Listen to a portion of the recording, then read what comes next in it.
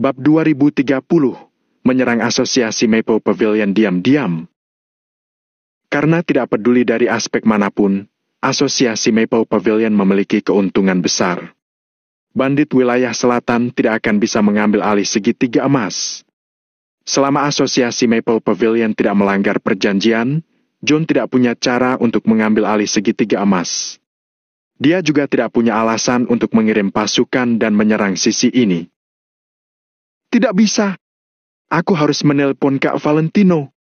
Membicarakan tentang hal-hal ini dengan kalian tidak akan menghasilkan apapun.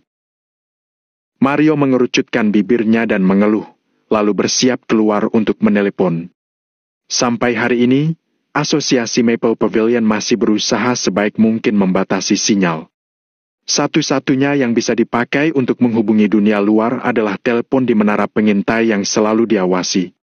Valentino telah menetapkan peraturan ini sejak awal. Mario tidak ingin mengubahnya sendiri tanpa seizin Valentino. Bagaimanapun juga, asosiasi Maple Pavilion adalah satu kesatuan. Jika ada masalah, mereka akan menghadapinya bersama. Oleh karena itu, mereka sama sekali tidak perlu menghubungi dunia luar. Kita harus bertahan. Setelah ini berlalu, kita akan menjemput hari esok yang indah. Mario menghela napas dan bersiap untuk naik ke menara pengintai. Boom! Boom! Dor! Dor! Dor! Saat ini, suara tembakan yang cepat tiba-tiba datang dari jauh. Di tengah malam yang sunyi, Mario dan yang lainnya bisa mendengarnya dengan jelas. Musuh menyerang! Musuh menyerang! Seketika, terdengar gelombang teriakan dari setiap sudut kamp. Bunyikan alarmnya! Tanpa keraguan sedikit pun, Chris langsung melangkah maju dan memberi perintah. Wiu! Wiu! Wiu!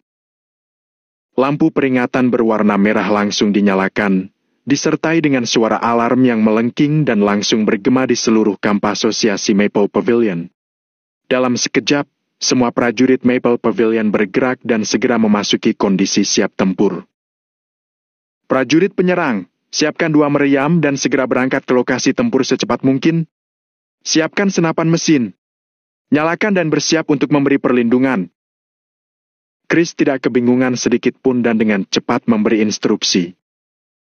Bizeze, bizeze. Seluruh proses berlangsung selama kurang dari 1 menit dan tim sudah berangkat dalam sekejap mata.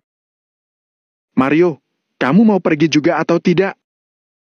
Chris melangkah ke tempat duduk penumpang di truk pickup militer, lalu menarik pintu dengan satu tangan dan berteriak. Aku tidak akan pergi. Kalian berhati-hatilah. Kalau pertempuran berlangsung lebih dari 10 menit, aku akan membawa semua orang ke sana. Mario menyipitkan mata sedikit dan segera menjawab. Oke. Chris memberi isyarat dengan tangannya, lalu segera memimpin pasukan untuk berangkat. Dalam waktu kurang dari 3 menit, Chris menggerakkan 12.000 orang dan bergegas ke arah asal tembakan. Masih ada 6.000 tim tambahan di belakang. Setelah selesai bersiap, mereka akan segera menyusul. Mario menyipitkan matanya sedikit dan melihat ke arah kepergian semua orang. Apa bandit wilayah selatan benar-benar berani datang ke sini? Seharusnya tidak. Mario berpikir pada dirinya sendiri dengan beberapa keraguan di hatinya. Dalam situasi saat ini, para bandit wilayah selatan pasti tidak akan berani menginjakkan kaki di wilayah asosiasi Maple Pavilion sesuka hati. Namun, kalaupun mereka datang, menurut peraturan, mereka tidak bisa membawa lebih dari 10.000 orang. Jadi, Mario tidak khawatir sama sekali. Namun, tidak ada jaminan bahwa para bandit wilayah selatan tidak akan melanggar peraturan karena terdesak dan menyerang dengan seluruh pasukan mereka. Oleh karena itu, Mario memilih tinggal di sini dan bersiap. Begitu pertempuran di pihak Chris berlangsung terlalu lama, dia akan segera membawa orang untuk mengepung dan menekan musuh. Dor! Dor! Dor! Boom! Boom! Boom! Tidak sampai 5 menit, terdengar suara tembakan yang lebih intensif lagi di kejauhan. Tampaknya kedua belah pihak sudah saling bertemu. Mario melangkah ke menara pengintai, mengambil teleskop di sebelahnya, lalu melihat ke arah kejauhan. Benar saja, perang sudah terjadi di kejauhan. Dengan cahaya dari tembakan meriam di medan perang, Mario bisa melihat cukup banyak bayangan orang. Mereka menembakkan senjata api dengan penuh amarah. Wash! Boom! Pada waktu ini, ada juga ledakan dari misil roket. Tidak hanya roket, bahkan ada beberapa ledakan dengan daya ledak yang sebanding dengan meriam dari tank. Mario terkejut ketika dia melihat ini. Dia segera berbalik untuk bertanya. Saat Chris dan yang lainnya pergi, mereka tidak membawa meriam tank berat, kan? Tidak, Kak Mario. Kata Kak Chris paling banyak hanya ada 10.000 orang dari sisi musuh dan senjata para bandit wilayah selatan sebenarnya tidak terlalu kuat juga. Kita bisa membunuh mereka hanya dengan senapan mesin dan SMG. Ajudan di sebelah Mario segera melambaikan tangan dan menjawab. Ketika Mario mendengar ini, dia langsung merasa gawat. Chris dan yang lainnya tidak membawa senjata berat, tetapi saat ini, ada ledakan dari senjata berat di area pertempuran. Apa artinya ini? Artinya, senjata berat itu datang dari sisi musuh. Kalian masing-masing bawa 5.000 orang dan senjata api berat untuk membantu Chris. Ingat, lakukan dengan cepat. Mario menyipitkan mata sedikit dan segera memerintahkan. Baik. Ajudan itu tidak ragu-ragu dan buru-buru pergi untuk melaksanakan perintah Mario. Mungkinkah rencana Kak Valentino sudah mempercepat semuanya? Mario bergumam pelan sambil memandang ke kejauhan. Mario tidak khawatir tentang situasi pertempuran di sisi Chris. Meskipun Chris memiliki kepribadian yang impulsif, dia tidak akan bersikap terlalu sembrono. Begitu dia menyadari ada sesuatu yang salah, langkah pertama yang dia lakukan pasti adalah mempertahankan diri. Pada saat ini, di medan perang segitiga emas. Boom! Boom! Dor! Dor! Dor! Tembakan terus berlanjut dan api yang meletus dari moncong senjata seakan menyulut seberkas cahaya. Sial! Mereka benar-benar hanya membawa 10.000 orang. Sepertinya bandit wilayah selatan tidak cukup bodoh untuk melanggar aturan. Jumlah kita hampir 2 kali lipat dari jumlah mereka. Pukul mundur mereka! Chris berteriak keras ke arah depan. Baik. Prajurit Maple Pavilion yang tak terhitung jumlahnya mengangkat senjata api mereka dan mulai menembak dengan liar. Namun, setelah putaran tembakan ini dan kedua belah pihak mengalami kerugian, Chris masih belum mencapai hasil yang diinginkan. Sial! Kak Chris, kita tidak bisa menekan mereka. Hari ini para bandit wilayah selatan agak ganas. Sial, kualitas tempur mereka tampaknya juga telah meningkat pesat. Selain itu, kenapa senjata mereka jadi begitu kuat? Semua prajurit Maple Pavilion berseru dengan penuh rasa terkejut. Selama periode waktu ini, mereka telah berulang kali menyerang bandit wilayah selatan dan mendapatkan kemenangan. Oleh karena itu, mau tidak mau kepercayaan diri mereka pasti sedikit meningkat. Bahkan di dalam hati mereka, bandit wilayah selatan hanyalah sekelompok orang idiot. Jika John tidak melindungi mereka, mereka pasti sudah lama dihancurkan. Namun hari ini, bandit wilayah selatan memberi kejutan kepada asosiasi Maple Pavilion. Meski dulu bandit wilayah selatan membentuk kelompok kesatuan, mereka tidak bisa benar-benar bersatu dan selalu tercerai-berai. Namun hari ini, mereka sangat bersatu dan tidak tampak seperti mereka yang dulu. Tembakan yang diluncurkan tanpa henti itu juga menyebabkan Chris dan yang lainnya sakit kepala. Sial, tidak mungkin, kan? Apa mungkin kualitas tempur mereka sudah berkembang karena serangan kita selama periode waktu ini? Chris tertegun sejenak, lalu bergumam pada dirinya sendiri sambil terbaring di tanah dengan tubuh miring. Kak Chris, mungkinkah mereka menunjuk prajurit terbaik mereka untuk datang dan menyerang kita?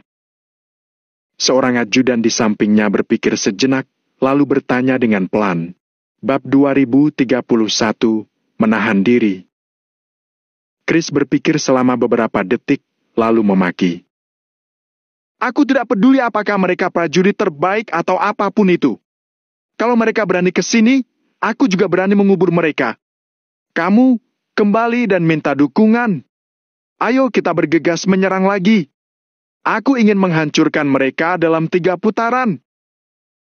Chris memberi perintah, lalu semua orang mulai menyerang lagi. Suara tembakan terdengar, peluru yang tak terhitung jumlahnya terbang kemana-mana dan kedua belah pihak terus saling menyerang. Di bawah tekanan kuat Chris dan yang lainnya, bandit wilayah selatan yang ada di sisi lain akhirnya tidak bisa menahannya. Mereka bertarung sambil terus mundur dan juga menyerang Chris dan yang lainnya. Sial, mereka mau mundur. Ayo maju. Seorang pemuda di samping Chris berteriak kegirangan dan hendak bergegas ke depan. Berhenti! Tiba-tiba Chris berteriak tajam. Semua orang pun berhenti untuk maju. Ada yang salah di sini. Sial, ada yang salah dengan orang-orang ini. Chris bergumam sambil mengganti senjatanya dan menyeka keringatnya. Meskipun orang-orang itu mundur, mereka mundur dengan sangat tertib. Mereka bukan seperti terpukul mundur oleh musuh, melainkan seperti sudah merencanakannya sebelumnya. Hal ini membuat Chris merasakan sebuah firasat buruk. Kak Chris, kenapa kita tidak boleh maju? Cepat beri perintah. Mereka akan segera mundur dan kabur. Pemuda itu berteriak dengan wajah cemas. Karena para bandit wilayah selatan itu tidak masuk jauh ke dalam area segitiga emas. Pertempuran ini juga berada di tepi perbatasan. Hanya dengan 1 langkah saja, orang-orang itu bisa keluar dari wilayah segitiga emas. Pada saat itu, walaupun Chris dan yang lainnya mengejar, mereka tidak bisa menggunakan banyak orang dalam serangan ini. Tidak! Berhenti dan jangan bergerak. Saat ini, pupil mata Chris, yang selalu tak kenal takut, agak menyusut. Dia memerintahkan dengan tegas. Semua orang merasa tidak rela, tetapi mereka hanya bisa berhenti untuk sementara. Tepat pada saat ini, bola meriam yang seakan memiliki ekor api menyerang dengan cepat ke arah mereka. Wash! Wash! Wash! Ketika meriam itu melayang menembus udara, terdengar suara siulan yang tajam. Segera setelah itu, meriam yang tak terhitung jumlahnya meledak dengan keras 10 meter di depan Chris dan yang lainnya. Boom! Boom! Boom! Lumpur memercik, bumi berguncang dan meriam terus berdatangan. Ada banyak lumpur yang memercik kemana-mana, bahkan memercik ke kepala prajurit Maple Pavilion yang tak terhitung jumlahnya. Semua prajurit Maple Pavilion langsung tercengang dan hanya bisa terdiam. Tadi, jika mereka tidak mengikuti perintah Chris dan terus melakukan pengejaran, mereka akan berada di jangkauan tembak meriam. Di bawah rangkaian tembakan ini, bahkan jika tidak mati, setidaknya ribuan dari mereka pasti akan terluka. Hiss! Chris tersentak dan langsung berkeringat dingin. Pada saat yang sama, dia merasa senang dengan keputusan yang dibuatnya tadi. Di medan perang, 1 langkah ceroboh akan menyebabkan kerugian besar. Keputusan Chris telah menyelamatkan nyawa ribuan prajurit Maple Pavilion. Sial! Mereka cukup kejam! Chris menggertakkan giginya dan tidak tahan untuk tidak memaki. Haha! Dasar tak berguna! Bukankah kalian sangat hebat? Ayo! Kejar kami! Ayo! Di sisi lain, para bandit wilayah selatan sudah mundur ke tepi perbatasan segitiga emas. Dengan hanya 1 langkah saja, mereka sudah bisa meninggalkan wilayah segitiga emas dan masuk ke wilayah selatan. Pada akhirnya, bandit wilayah selatan yang tak terhitung jumlahnya itu menertawakan Chris dan yang lainnya. Namun, Chris dan yang lainnya tidak berani bergerak sama sekali. Jika mereka mengejar dan musuh melancarkan meriam lagi, mereka pasti akan menderita kerugian besar. Pecundang! Dasar kalian asosiasi Maple Pavilion yang tidak berguna. Bukannya sebelumnya kalian menghajar kami dengan membabi buta? Kenapa? Kami sudah datang. Apa kalian takut? Ayo sini! Hahaha! Melihat Chris tidak berani menyerang, makin banyak bandit wilayah selatan yang mengejek pasukan asosiasi Maple Pavilion. Sampai pada akhirnya, mereka mengatakan segala macam bahasa kotor sambil menunjuk Chris dan yang lainnya diiringi dengan teriakan. Sial! Mereka sangat memuakan! Seorang pemuda di samping Chris menggertakkan giginya, mengepalkan tinjunya dan memaki. Yang lain juga merasa kesal setengah mati. Kapan mereka pernah menahan amarah seperti itu? Bahkan saat ini, ekspresi Chris juga tampak muram. Dia seakan sedang menahan amarah besar. Namun hari ini, Chris bukan lagi orang yang sembrono dan impulsif. Hanaga sudah memberitahunya bahwa sebelum melakukan sesuatu, dia harus memikirkan tentang saudara-saudara di belakangnya dan jangan melakukan apapun saat sedang emosi. Pikirkan saja alasan kenapa orang-orang ini ingin mengikutinya dan masa depan seperti apa yang bisa dia berikan pada mereka. Chris tidak tahu masa depan seperti apa yang bisa dia berikan kepada saudara-saudara di belakangnya ini. Namun sekarang, setiap kali ada risiko korban jiwa, Chris akan menahan dirinya secara paksa dan mempertimbangkan semuanya dengan hati-hati sebelum membuat keputusan. Sama seperti saat ini, menghadapi provokasi para bandit wilayah selatan, Chris juga merasa marah dan menggertakkan giginya. Namun, dia tahu bahwa tidak peduli seberapa marahnya dia hanya bisa menahan diri. Hal ini lebih baik daripada mati dengan sia-sia.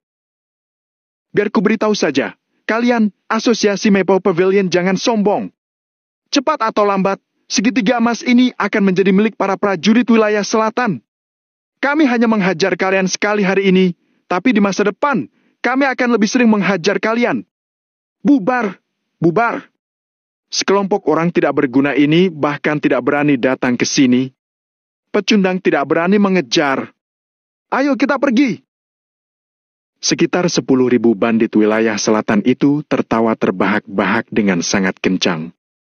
Chris dan yang lainnya menahan diri di tempat mereka, sama sekali tidak menyerang. Apa aku mengizinkan kalian pergi? Persetan dengan kalian. Sayap kiri dan sayap kanan, tembak. Sungguh menyebalkan. Kalian masih mau kabur setelah datang ke segitiga emas? Hari ini, kalau kalian tidak mati, aku tidak akan membiarkan kalian mundur sedikit pun. Tepat pada saat ini, suara raungan yang mengguncang bumi tiba-tiba datang dari jauh. Wash! Para bandit wilayah selatan yang tadi mengejek Chris dan yang lainnya langsung menutup mulut mereka. Sebelum mereka tersadar, sejumlah besar musuh tiba-tiba muncul dari sisi kiri dan kanan mereka. Semuanya prajurit itu dipenuhi dengan amarah dan bersenjata lengkap. Sial! Hancurkan 3.000 orang dalam satu putaran. Kalau kurang satu saja, besok semuanya tidak boleh makan. Begitu mendengar perintah dari Chris, prajurit di sayap kiri dan kanan melayangkan tembakan bersama-sama. Boom! Boom! Boom! Wash! Wash! Roket, bazooka RPG dan artileri, semuanya diluncurkan secara serentak. Meriam melayang di udara dan suara ledakan yang kuat memekakan telinga. Bola meriam yang kuat mengarah langsung ke bandit wilayah selatan dan meledak dengan kekuatan yang menakutkan. Boom! Boom! Ah! Cepat lari! Mundur! Mundur! Meriam meledak, percikan api beterbangan dan tubuh para bandit wilayah selatan juga terbang kemana-mana. Bandit yang tersisa di wilayah selatan sudah tidak berani mengejek Chris dan yang lainnya lagi. Mereka berbalik dan mulai melarikan diri. Brengsek! Mau lari, ya? Kejar mereka! Chris dan yang lainnya menunggu sampai musuh merasa bangga, lalu mulai menyerang. Para bandit wilayah selatan awalnya masih bisa mempertahankan formasi mereka, tetapi tak lama kemudian, mereka mulai panik. Di kiri dan kanan, sekitar 10.000 orang asosiasi Maple Pavilion muncul lagi. Selain itu, mereka juga memegang senjata berat. Siapa yang bisa menahan serangan seperti ini? Bab 2032, hampir tidak bisa keluar. Sial! Semuanya, perhatian! Aku akan menembak siapapun yang berlari paling cepat. Chris membawa bazooka ringan di bahunya dan mulai berlari dengan membabi buta. Chris yang menahan emosi di dalam hatinya itu, berlari dengan kecepatan penuh. Kak Chris, tunggu. Kami tidak bisa mengejarmu. 3 prajurit asosiasi Maple Pavilion tengah membawa sebuah kotak kayu yang berisi roket yang dibutuhkan Chris. Chris menutup telinganya dan terus berlari kencang menuju kejauhan, kemudian langsung menekan tombol peluncuran. Duar! Wash! Bazooka itu bergetar di bahu Chris, diiringi oleh suara ledakan keras, roketnya pun meluncur. Wash! Wash! Wash! Roket itu membentuk ekor api yang panjang dan langsung melesat ke arah kelompok bandit wilayah selatan. Duar! Duar! Roket-roket itu meledak, seperti kembang api dan menyapu ke arah sekitar. Dalam sekejap, lebih dari 10 bandit wilayah selatan langsung dirobohkan. Hahaha! Bagus, ayo lakukan lagi. Chris terus berlari sambil menyuruh seseorang untuk memasang roket. Wash! Duar! Sial, meleset. Lagi! Duar! Wah, tepat sasaran. Bagus sekali. 1 tembakan lagi. Duar! Hahaha! Ledakan pinggang si bodoh itu. Kalau di dunia ini tidak aku, ini akan menjadi malam yang panjang. Isi ulang roketnya. Suara Chris yang sangat penuh semangat bisa terdengar di seluruh medan perang. Puluhan orang yang membawa 3 kotak berisi roket tidak bisa menyusul langkah Chris. Pada awalnya, para bandit wilayah selatan berani untuk melawan rombongan Chris, tetapi pada akhirnya, mereka semua berlari tunggang langgang hingga formasi mereka menjadi kacau balau. Chris dan yang lainnya terus mengejar para bandit wilayah selatan, bahkan sampai di luar jangkauan segitiga emas pun, mereka masih terus mengejar para bandit itu. Aksi pengejaran dan pembunuhan dengan para bandit berlangsung sejauh 3 kilometer. Mereka membunuh dan melukai banyak orang hingga tidak diketahui berapa banyak jumlahnya.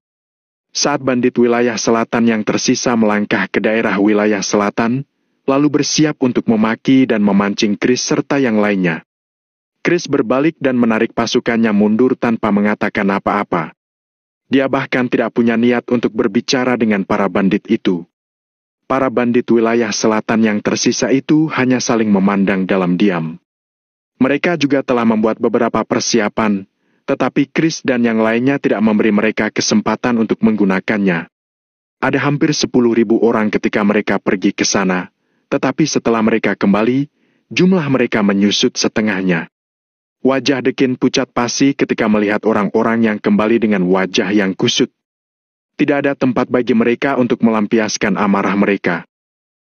Asosiasi Maple Pavilion mampu membunuh puluhan ribu musuh di wilayah selatan.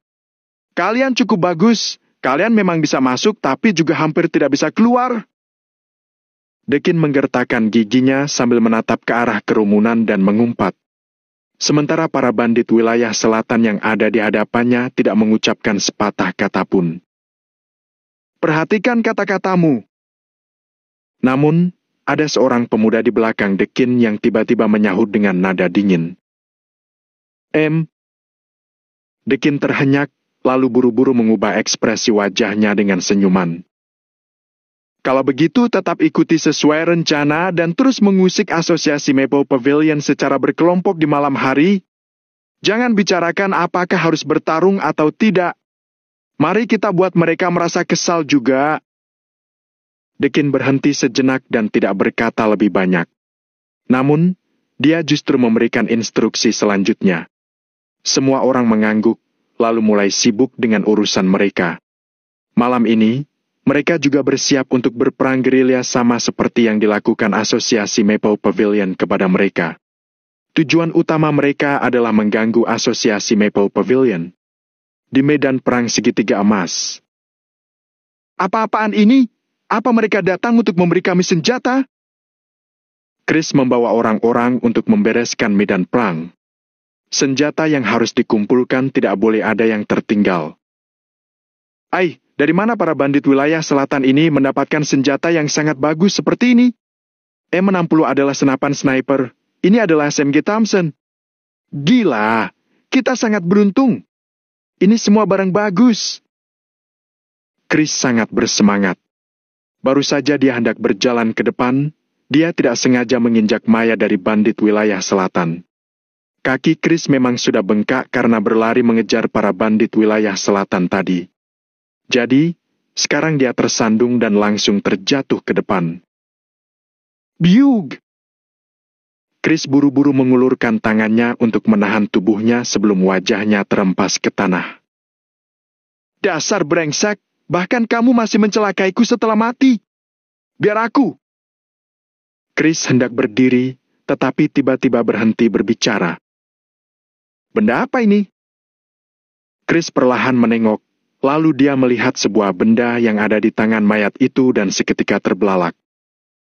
Ya ampun, bukankah ini senapan Gatling? Sial, ini adalah senapan Gatling.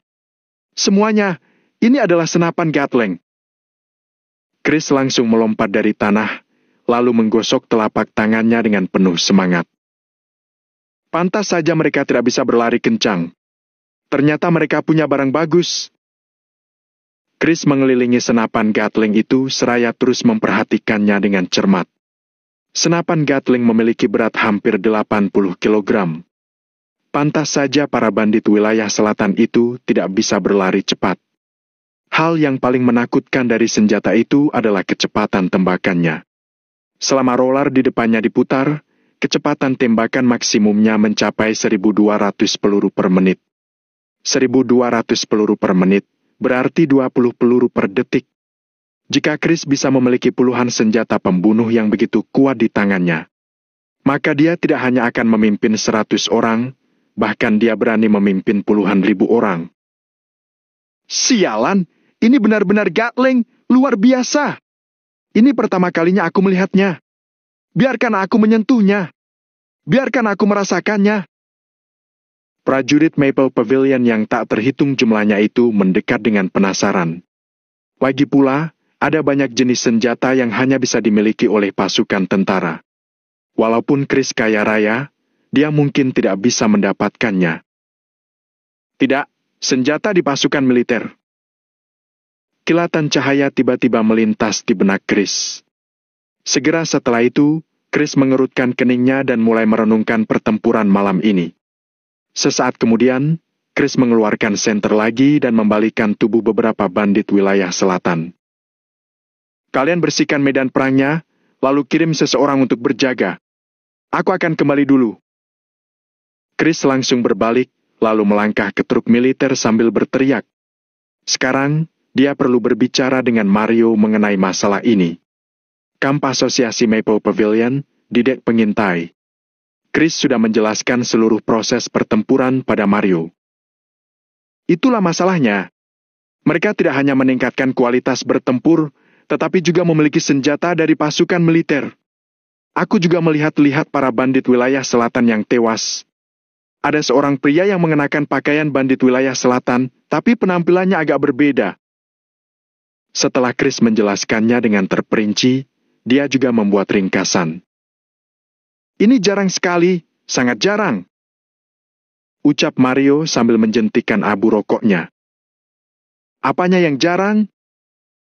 Tanya Chris seraya mengernyitkan alisnya. Mario menggelengkan kepalanya, lalu berkata sambil tersenyum getir. Jarang sekali kamu tahu kalau kamu punya otak. Akhirnya kamu mau menggunakannya juga. Otak itu kalau lama tidak digunakan, akan menjadi tumpul. Chris memelototi Mario, lalu bertanya setelah terdiam beberapa detik. Kamu mengejekku, ya? Lihat, betulan sudah tumpul. Haha! Seru Mario sambil tertawa lebar dan mengulurkan tangannya untuk menjentikan puntung rokoknya. Pergilah! Kamu tidak seperti Kak Valentino, dia tidak akan mengejekku. Sahut Chris sambil mengulurkan tangannya untuk menepuk Mario. Mario menggelengkan kepalanya, kemudian membalas. Ayo, biarkan aku menganalisisnya dengan benar. Sambil mengatakan itu, Mario mencantumkan poin-poin penting di atas kertas. Setelah melihatnya selama beberapa detik, Mario berkata, "Kak Valentino menebaknya lagi." Huh! Mendengar perkataan Mario itu, Chris tidak tahu apakah pria itu merasa senang atau tidak. "Ada apa?" tanya Chris seraya mengerutkan keningnya. "Tunggu, aku akan menelpon Kak Valentino." Mario mengesampingkan buku catatan itu, lalu mengambil ponsel dan menekan nomor. Setelah terhubung dengan Valentino, Mario melaporkan kepada Valentino apa yang terjadi malam ini dengan rinci. Selain itu, Mario juga memberitahu Valentino tentang tindakan para bandit wilayah selatan yang menjaga daerah utara. "Apa mereka mencoba untuk meniru?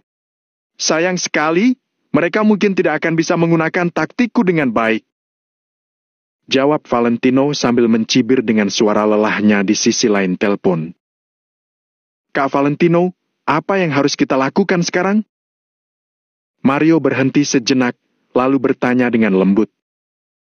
"Karena mereka mulai melakukannya, mereka pasti tidak akan membiarkannya begitu saja. Aku pikir mereka pasti punya rencana untuk langkah selanjutnya." Valentino menyipitkan matanya seraya menyalakan sebatang rokok dan mengatakan analisisnya. "Kalau begitu, aku akan meminta Chris untuk mengirim lebih banyak orang untuk berjaga-jaga dari serangan mendadak mereka," jawab Mario setelah berpikir sejenak. "Tidak perlu, kenapa harus berjaga? Bukankah lebih bagus kalau membiarkan mereka masuk?" tanya Valentino sambil tersenyum tipis. Mario tercengang untuk sesaat, kemudian dia pun segera mengerti. Valentino mengembuskan kepulan asap, lalu meminta Mario untuk menelpon Chris dan menjelaskan secara pribadi mengenai rencana selanjutnya kepada pria itu. Chris tentu saja tidak ragu-ragu dan segera menerima perintah tersebut. Mario berbicara dengan Valentino lagi untuk beberapa saat. Ketika Valentino mengatakan rencana berikutnya, Mario terpaku di tempat. "Sialan!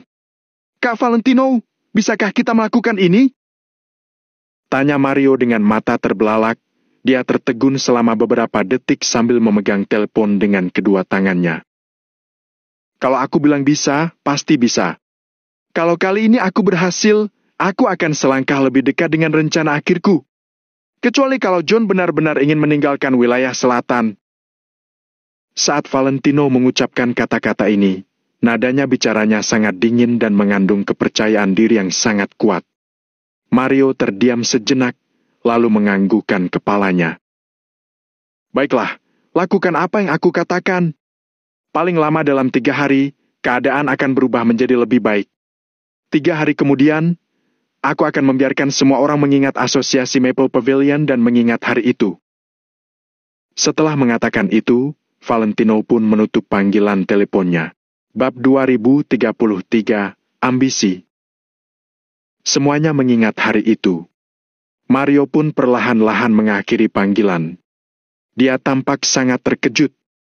Sebelumnya, dia hanya menebak rencana Valentino. Sekarang, akhirnya dia yakin kalau Valentino mungkin benar-benar ingin melakukan itu. Seberapa ambisius Valentino? Selain itu, betapa teliti pikirannya? Sepertinya tidak seorang pun di segitiga emas dan wilayah selatan bisa menandingi Valentino. Mario sangat mengagumi Valentino. Setelah itu, Mario turun dari menara pengawas dan mulai memberikan perintah sesuai dengan rencana Valentino. Malam ini, situasi di kedua pihak berbalik. Beberapa hari yang lalu, setiap malam selalu ada suara tembakan yang berasal dari wilayah selatan. Namun malam ini, suara tembakan yang memekakan datang dari segitiga emas. Sepanjang malam, suara tembakan terus-menerus terdengar. Suaranya tak kunjung berhenti dan ganas. Para bandit wilayah selatan diam-diam mengintai segitiga emas sesuai dengan rencana yang sebelumnya sudah ditetapkan. Hal yang mereka tidak duga adalah sepanjang jalan mereka mulus. Mereka tidak bertemu dengan kendala apapun. Namun, setelah mereka semua masuk, Chris bersama anak buahnya muncul. Chris dan yang lainnya langsung mengepung mereka semua. Untuk beberapa saat, terjadi rentetan tembakan artileri dan serangan yang sangat ganas. Kedua belah pihak menembak satu sama lain dengan ganas dan tanpa rasa takut. Peluru memelesat kemana-mana seperti air terjun. Pada akhirnya, para bandit wilayah selatan meninggalkan 3.000 rekan mereka yang sudah tewas dan terluka, lalu melarikan diri. 2 jam kemudian, para bandit wilayah selatan melancarkan serangan mendadak lagi. Lalu, mereka dikepung oleh Chris dan lainnya lagi. Dalam satu malam, para bandit wilayah selatan menyerbu 3 kali dan dikepung 3 kali oleh Chris dan lainnya. Mereka dibantai oleh musuh 3 kali. Para bandit wilayah selatan benar-benar tercengang, begitu juga dengan Dekin. Dasar brengsek! Dekin yang meskipun sedang duduk di kursi roda meraih asbak itu, kemudian membantingnya ke lantai dengan kuat. Masih bilang tidak ada mata-mata.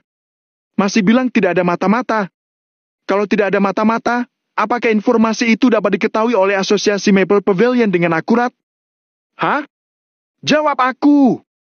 Bagaimana dengan strategi pengalih perhatian yang sudah kita sepakati? Bagaimana dengan metode penipuan yang sudah kita sepakati? Kenapa begitu kita ke sana? Kita disergap. Kenapa saat kita menyerang 3 kali, kita juga dikepung 3 kali? Mungkinkah semua orang Asosiasi Maple Pavilion adalah peramal? Jangan-jangan mereka sungguh-sungguh bisa melihat masa depan. Dekin membentak beberapa ajudan itu. Jika bukan karena dia tidak bisa bergerak dengan leluasa, dia pasti ingin menampar mereka 10 kali. Cara yang sama dapat dilaksanakan oleh orang Asosiasi Maple Pavilion. Namun, ketika para bandit wilayah selatan yang melakukannya, jangankan dilaksanakan, satu persatu bandit duluan mati. 3 serangan menewaskan puluhan ribu orang. Senjata-senjata mereka juga diambil oleh Asosiasi Maple Pavilion. Sialan. Musuh mereka benar-benar beruntung karena kebodohan mereka sendiri. Para ajudan itu menundukkan kepala mereka dan tidak mengucapkan sepatah kata pun. Saat ini, tidak peduli bagaimana mereka menjelaskannya, itu akan sia-sia. Katakan padaku, bagaimana kita bisa bertarung lagi? Sepertinya mereka tahu semua rencana kita. Katakan padaku, bagaimana kita harus bertarung? Dekin memelototi semua orang. Makin dia memikirkannya, dia makin marah. Seorang ajudan terdiam cukup lama, tetapi akhirnya dia membuka mulutnya lalu berkata, Tuan Dekin, kalau tidak, bagaimana kalau kita menggunakan rencana berikutnya? Dekin mendengus, lalu membentak ajudan itu. Kamu gila? Rencana itu benar-benar pilihan terakhir. Begitu rencana itu digunakan, baik kita maupun musuh kita, semuanya akan mati. Apa kalian bisa menanggung akibatnya? Tapi, Tuan Dekin, kalau kita terus seperti ini, kita tidak bisa bertahan. Bagaimanapun juga, antara kita dan Asosiasi Maple Pavilion, salah satu pihak pasti harus mati. Kalau kita tidak memikirkan cara untuk melenyapkan mereka, kita pasti akan dihancurkan mereka. Aku merasa lebih baik kita mengambil inisiatif dan bertindak. Pernyataan ajudan itu memang sangat masuk akal. Karena itu, setelah ajudan itu selesai berbicara, dia langsung mendapat dukungan dari beberapa orang di sampingnya. Dekin mengulurkan tangan untuk menyentuh dagunya. Dia menyipitkan matanya sambil merenung sejenak. Akan aku pikirkan lagi. Besok, aku akan berbicara baik-baik dengan Tuan John. Suruh orang-orang kita mundur dulu. Melakukan hal bodoh seperti membunuh mereka sendiri 3 kali berturut-turut. Dekin sendiri tidak bisa berkata-kata saking marahnya. Semua orang mengangguk, kemudian keluar untuk memberi perintah. Keesokan harinya, pos penjagaan bagian utara para bandit wilayah selatan sudah selesai dibangun. Garis pertahanan di bagian utara sangat kokoh sehingga bahkan nyamuk pun tidak bisa terbang masuk. Kalau Asosiasi Maple Pavilion ingin menyelinap untuk menyergap mereka seperti beberapa hari lalu, itu sudah tidak mungkin. Begitu banyak bandit wilayah selatan ditempatkan di lokasi itu.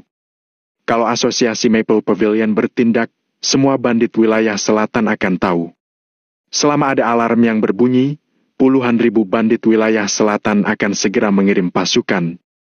Selain itu, garis pertahanan itu mulai dari belasan meter sebelah barat negara Nagon. Seluruh bagian barat laut wilayah selatan pun terkepung dengan ketat. Dengan pertahanan yang ketat itu, asosiasi Maple Pavilion tidak akan bisa masuk secara diam-diam.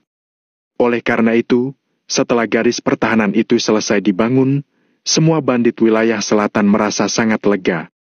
Setidaknya, dengan garis pertahanan itu, keselamatan mereka sudah terjamin.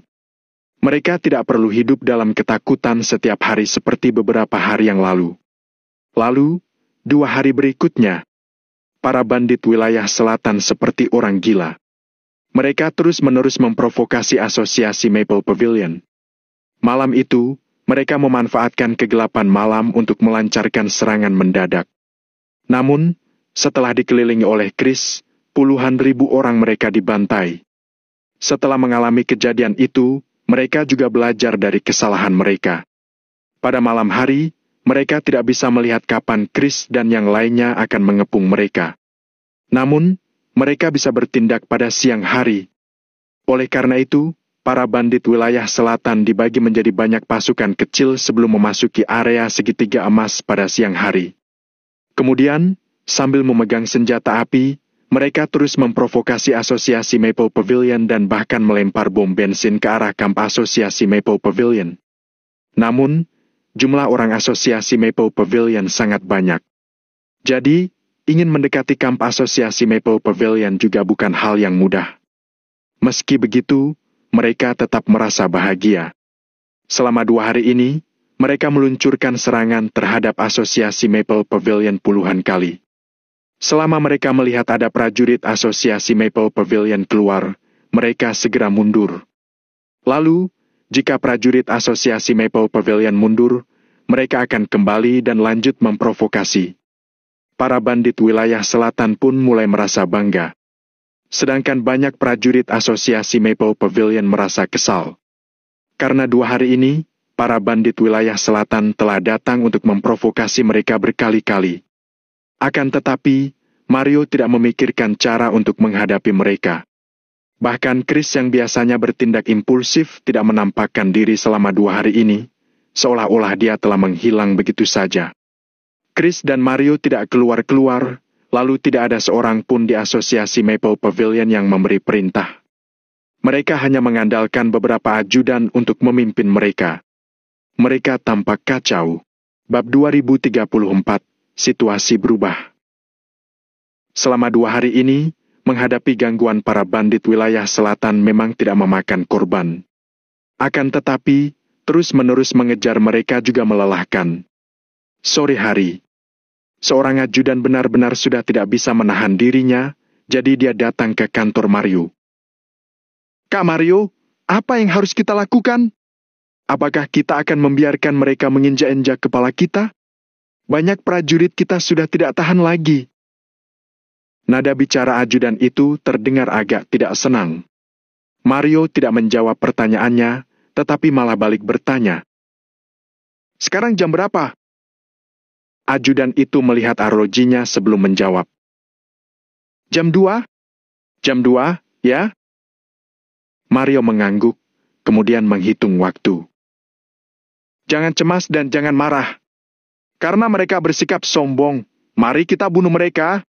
Kalau membunuh 1 orang tidak cukup, bunuh 1.000 orang. Kalau 1.000 orang tidak cukup, kita bunuh 10.000 orang. Kalau mereka masih sombong, kita bunuh mereka semua." Wajah Mario penuh dengan keceriaan, seolah-olah dia sudah menang. "Kak Mario, bisakah kamu langsung mengatakan intinya? Beritahu aku apa yang harus kulakukan baru bisa membunuh mereka?" Ajudan itu merasa sakit kepala, lalu dia menghela napas sebelum berkata, "Setiap kali aku membawa orang untuk mengejar mereka, mereka langsung mundur. Aku sudah tidak bisa berbuat apa-apa." "Tidak apa-apa." Mario berdiri, lalu berkata, "Kumpulkan 20.000 prajurit untuk menemaniku pergi ke tepi wilayah selatan." Saat mendengar kata-kata Mario, ajudan itu tercengang. Dia tidak mengerti apa maksud Mario. Apa Mario akan memulai menyerang balik? Namun, ajudan itu tidak punya waktu untuk berpikir. Dia segera keluar dengan bersemangat. Dalam sekejap, pasukan yang terdiri dari 20.000 orang sudah siap untuk berangkat. Mario yang mengendarai mobilnya mengikuti pasukan itu pergi ke wilayah selatan. Seorang pemuda di dalam mobil bertanya dengan penasaran. "Kak Mario, di mana Kak Chris? Kak Chris suka berkelahi, tapi kenapa dia tidak ikut? Dia? Ada hal yang lebih penting harus dia lakukan." Mario melambaikan tangannya. Dia juga tidak memberi terlalu banyak penjelasan. Pemuda itu mengangguk, lalu tidak berkata apa-apa lagi. Beberapa saat kemudian, Mario dan yang lainnya sudah tiba di tepi wilayah selatan. Dekin yang sudah menerima kabar sedang menunggu di depan garis pertahanan wilayah selatan sambil duduk di kursi roda. Dekin tidak percaya Mario berani membawa 20.000 orang ke wilayah selatan. Mario memimpin pasukannya, lalu perlahan-lahan berhenti. Kedua belah pihak menjaga jarak. Plak! Mario keluar dari mobil, kemudian menyalakan sebatang rokok untuk dirinya sendiri. Setelah itu, dia bersandar di bagian depan mobilnya sambil merokok dengan tenang. "Para pecundang Asosiasi Maple Pavilion, apakah kalian datang ke sini dengan meriah hanya untuk membiarkan kami melihat tampang tolol kalian?" Seorang pemuda wilayah selatan tertawa sinis, lalu mencaci Mario dan yang lainnya. "Hahaha!" Para prajurit wilayah selatan pun tertawa terbahak-bahak. Mario perlahan-lahan menatap Dekin dan yang lainnya. Setelah melihat jumlah orang itu, mata Mario berkedip. Benar saja, seperti yang diduga Valentino. "Dekin, tahukah kamu kenapa kamu masih bisa hidup begini lama?" Mario menjentikan abu rokok, lalu menatap Dekin sambil tersenyum.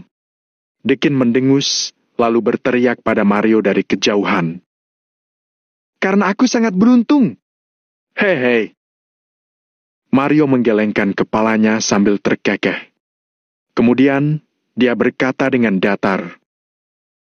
"Kamu salah. Itu karena Asosiasi Maple Pavilion. Saat ini kami tidak ingin kamu mati." Begitu Mario selesai berbicara, Dekin langsung tertegun. Kata-kata Mario terdengar sangat angkuh. Dekin masih hidup karena untuk saat ini Asosiasi Maple Pavilion tidak ingin dia mati? Apa Asosiasi Maple Pavilion mengira mereka bisa mengendalikan hidup dan mati Dekin? Dekin pun menggertakkan giginya lalu mendengus.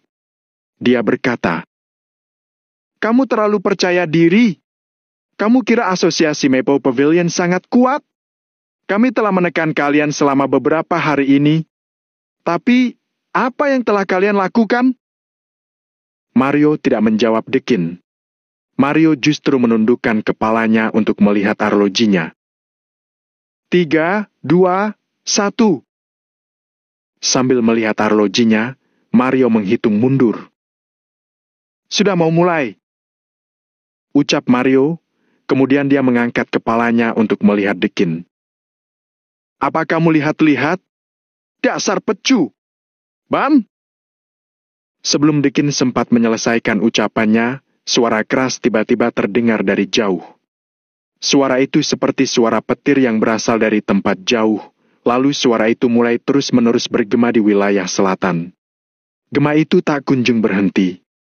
Mau itu bandit wilayah selatan ataupun prajurit Maple Pavilion, semuanya tercengang. Apa itu? Dari mana suara itu berasal? Itu bom! Sialan! Dari mana asalnya? Suara itu sepertinya datang dari arah tenggara. Dalam sekejap, semua bandit wilayah selatan menoleh ke arah tenggara. Bahkan Dekin buru-buru memutar kursi rodanya untuk melihat ke belakang. "Bam! Duar! Dur! Dur! Dur! Dor! Dor! Dor! Dor!" Setelah itu, suara tembakan terdengar lagi dari arah tenggara wilayah selatan. Suaranya jauh dan tidak begitu jelas, tembakan terus-menerus itu tetap membuat semua orang mengerti kalau itu bukan khayalan mereka, tetapi nyata. Di arah tenggara, pasti telah terjadi pertempuran. "Ada apa itu?" Dekin menatap dengan mata terbelalak, lalu dia langsung berbalik untuk menatap Mario. Dekin membentak. "Apa yang telah kalian lakukan? Apa yang telah kalian lakukan pada wilayah selatan?" Mario menatap Dekin dengan ekspresi datar sambil menjawab.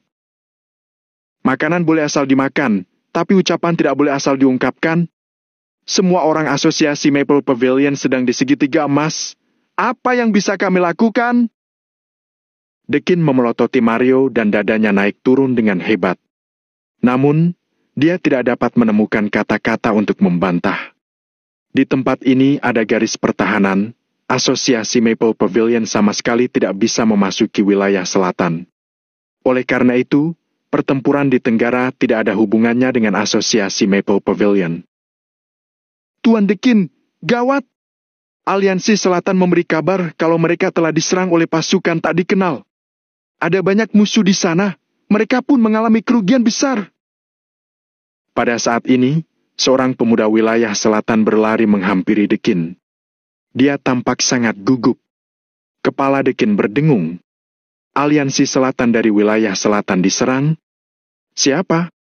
Siapa yang akan menyerang Aliansi Selatan? Meskipun Dekin tidak mempercayai Mario, garis pertahanan baru mereka telah benar-benar menutup akses segitiga emas dari wilayah selatan. Pasti tidak ada orang yang bisa menyelinap ke wilayah selatan dari garis pertahanan utara. Karena itu, Dekin terpaksa percaya pada Mario. Bandit wilayah selatan lain berlari, lalu melaporkan kepada Dekin. Tuan Dekin, pemimpin aliansi selatan meminta bantuan. Ada banyak musuh di sana. Mereka hampir tidak bisa bertahan. Dekin menggertakkan giginya. Dia sangat marah. Saat mereka akan menjalani langkah selanjutnya dalam rencana mereka untuk melawan asosiasi Maple Pavilion, aliansi selatan malah terkena musibah. Hal ini pun membuat amarah membara hati Dekin. Bab 2035, memanfaatkan kesempatan. Di saat mereka akan memberi asosiasi Maple Pavilion sebuah pukulan fatal, tidak disangka malah terjadi masalah pada aliansi selatan. Siapa yang bisa mengerti suasana hati yang kesal ini? Dekin menggertakkan giginya, kemudian berteriak marah. Sial! Mereka sendiri yang tidak berguna, biarkan saja. Kalau mereka tidak bisa mengalahkan pihak lain, mati saja. Dekin sama sekali tidak bermaksud untuk pergi mendukung aliansi selatan. Apakah Dekin ingin menyerahkan aliansi selatan dan membiarkan mereka berjuang sendiri? Saat ini, sebuah pasukan berjumlah ratusan orang langsung melangkah maju dan berteriak pada Dekin. Tuan Dekin, kami dari aliansi selatan. Sekarang aliansi selatan dalam masalah, kami pasti harus kembali. Satu orang berteriak, yang lainnya pun mengikuti. Sekarang Dekin memiliki 50.000 prajurit wilayah selatan, tetapi banyak dari mereka berasal dari aliansi selatan. Pada saat ini, orang-orang ini tentu hendak kembali untuk memberi dukungan. Bukan karena mereka sangat mementingkan persahabatan, melainkan aliansi selatan memiliki titik lemah mereka. Apa kalian ingin cari mati? Dekin meraih sandaran tangan kursi roda dan hendak berdiri, tetapi bagaimana mungkin dia bisa berdiri? Tuan Dekin, kami harus kembali. Sebuah pasukan yang berjumlah ribuan orang juga berjalan keluar. Setelah dua pasukan ini, makin banyak bandit wilayah selatan juga ikut melangkah keluar. Setiap orang memiliki mentalitas kawanan. Saat ini, orang lain sudah berjalan keluar. Jika mereka tidak melakukan sesuatu, akan terlihat seperti tidak setia. Alhasil, dalam waktu kurang dari 2 menit, hampir 10.000 orang berjalan keluar. Sial! Apa kalian ingin cari mati? Seorang ajudan Dekin segera mengeluarkan senjata apinya, lalu memaki para bandit yang berasal dari aliansi selatan. Namun, para prajurit dari aliansi selatan tetap saja tidak berniat mengalah. Bahkan banyak dari mereka juga ikut mengeluarkan senjata api. Dalam sekejap, suasana para bandit wilayah selatan yang awalnya sangat kompak pun menjadi tegang. Di sisi lain, Mario menatap ke arah mereka dengan ekspresi mengejek sambil melipat tangannya di depan dada. Pemandangan ini benar-benar membuat orang merasa sangat emosional. Saat ini, Dekin sudah tidak peduli dengan Mario lagi. Dia pun berteriak pada puluhan ribu bandit aliansi selatan. Kurasa kalian benar-benar tidak tahu mati. Biar ku beritahu kalian, Hari ini siapapun tidak boleh pergi untuk memberi dukungan pada Aliansi Selatan. Kalian hanya punya dua pilihan, tetap tinggal di sini untuk menyerang asosiasi Maple Pavilion bersamaku atau aku akan mengirim kalian ke neraka. Bahkan jika Dekin itu orang bodoh, dia juga tahu prinsip menjaga stabilitas internal sebelum melawan serangan luar. Meskipun Dekin ingin menyerang asosiasi Maple Pavilion, dia juga harus menstabilkan kondisi internalnya terlebih dahulu. Tuan Dekin, kamu jangan paksa kami. Dengus seorang pemuda sambil menarik pelatuk pistol. Srek! Begitu pemuda itu menarik pelatuk pistolnya, banyak orang pun mengikutinya. Pengaman senjata api ditutup, peluru sudah terisi dan dapat ditembakkan kapan saja. Kalian ingin melawan? Ya! Dekin mengumpat, lalu mengangkat senjata api di tangannya sambil menggertakkan giginya. Pada saat ini, puluhan ribu bandit Aliansi Selatan itu semuanya mengangkat senjata mereka dan langsung mengarah pada Dekin. Lindungi Tuan Dekin! Seorang ajudan berteriak dan segera berdiri di depan Dekin. Para bawahan Dekin ragu sejenak, kemudian berdiri di depan Dekin karena tidak berani melanggar perintah. Suasana antara kedua belah pihak menjadi makin mencekam. Kalau pada saat ini, salah satu pihak melepaskan tembakan pertama, mereka mungkin akan langsung memulai pertempuran. Saat ini, seorang ajudan yang lebih tua mendatangi Dekin dan berbisik. Tuan Dekin, Anda jangan bertindak gegabah. Dekin tersenyum dingin, lalu berbisik dengan nada bicara tegas. Aku bertindak gegabah? Mereka sama sekali tidak boleh pergi ke Aliansi Selatan.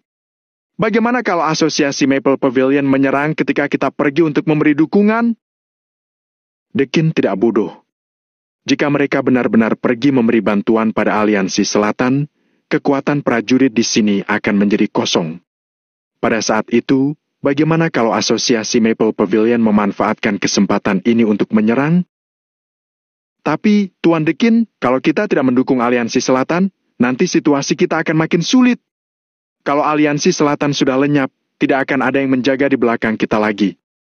Sampai saat itu, bagaimana kalau kekuatan itu menyerang kita dari arah Aliansi Selatan? Kalau benar-benar saat itu tiba, asosiasi Maple Pavilion juga akan meluncurkan serangan. Pada akhirnya, kita akan diserang dari dua sisi. Ucapan ajudan ini membuat mata Dekin perlahan terbelalak dan kemudian menarik napas dalam-dalam. Harus dikatakan bahwa apa yang dikatakan ajudan ini sangat masuk akal. Jika hari ini Dekin tidak memberi dukungan, sulit untuk menjamin apakah kekuatan itu akan terus menyerang setelah menghancurkan Aliansi Selatan.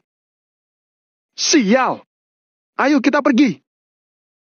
Dekin menggertakkan giginya sambil berteriak, lalu hendak memberi perintah.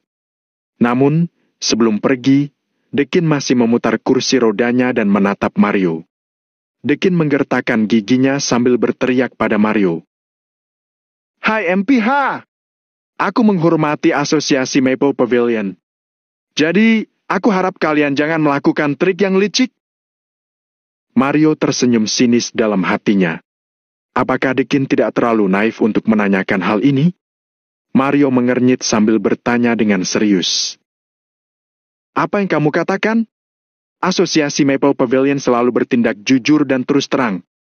Bagaimana mungkin kami akan melakukan gerakan kecil? Baik. Kali ini, aku akan percaya padamu. Kuharap kamu tidak akan menarik kembali kata-katamu dan membuatku meremehkanmu. Setelah aku selesai menangani hal lain, baru kita berperang dengan adil lagi. Kalau kalian berani menyerang, ketika aku berhasil menangkap Tommy, aku pasti akan memenggal kepalanya. Setelah Dekin selesai berbicara, dia pun langsung pergi dengan membawa prajuritnya. Tidak peduli apakah itu berguna atau tidak, Dekin tetap ingin memberitahu Mario. Terlebih lagi, Dekin juga mengancam Mario dengan keselamatan Valentino. Aku tidak tertarik untuk memanfaatkan kesempatan ini. Mario mendengus dingin, lalu perlahan mengibaskan tangannya dan segera membawa orang untuk pergi.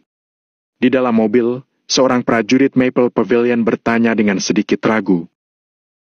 Kak Mario, apa kita akan pergi begitu saja? Mario melirik kaca spion, kemudian bertanya dengan datar. Kalau tidak, apa lagi yang bisa kita lakukan? Tidak, aku hanya merasa ini adalah sebuah kesempatan bagus.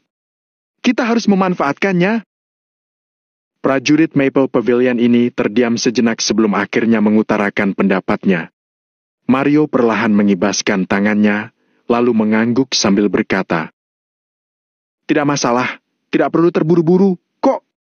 Melaju ke depan dulu. Beritahu mobil depan untuk jangan jalan terlalu cepat." "Baik." Prajurit Maple Pavilion ini tidak berbicara lebih banyak. Dia segera mengeluarkan walkie-talkie-nya dan menyampaikan perintah Mario. Sementara itu, Dekin. Setelah berpisah dengan Mario, Dekin segera memerintahkan 30.000 orang untuk pergi memberi dukungan kepada Aliansi Selatan. Pada akhirnya, Dekin tetap menyisakan 20.000 prajurit di markas Aliansi Utara untuk berjaga-jaga. Jika Asosiasi Maple Pavilion datang menyerang secara mendadak, mereka juga bisa melakukan serangan balik yang kuat. 20.000 orang melawan 10.000 orang, pasti tidak ada masalah.